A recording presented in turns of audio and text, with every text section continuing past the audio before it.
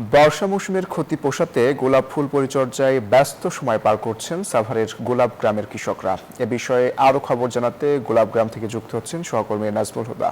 নাজমুল, জানাবেন গোলাপ ফুলের বাগান করে কি পরিমাণ লাভবান হচ্ছেন এবং ক্ষতি পুষিয়ে ওঠা সম্ভব কিনা?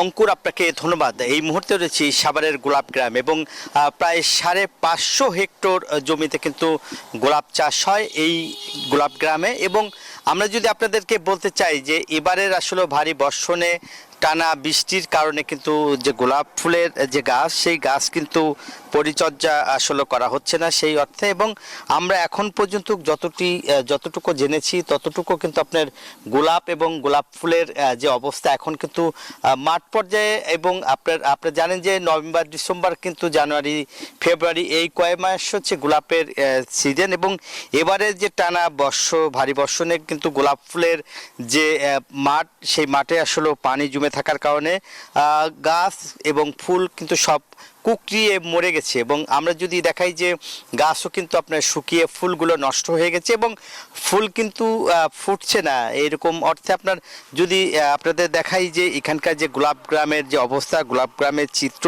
গোলাপ গ্রামের যে এখন যে ফুলের যে সিজন, এই সময়টাই কিন্তু আসলে এখন থেকে পরিচর্যা পুরোদমে থাকে, কিন্তু ভারী বর্ষণের কারণে মাটি ভিজা এবং কৃষকের যে গোলাপের যে চাষ যেখানে করা হয় সেসব জায়গায় আসলে অতিরিক্ত পানি, বৃষ্টির পানি জমে কিন্তু এখন ক্ষেত নষ্ট হয়ে গেছে। এবং কৃষি কর্মকর্তারা কিন্তু তাদেরকে পরামর্শ দিচ্ছে এবং গোলাপের চাষ যাতে ভালো হয় এবং সামনের যে সিজন, সেই সিজনে যাতে ফুল তারা ধরে রাখতে পারে সেই কাজটি আসলে করছে।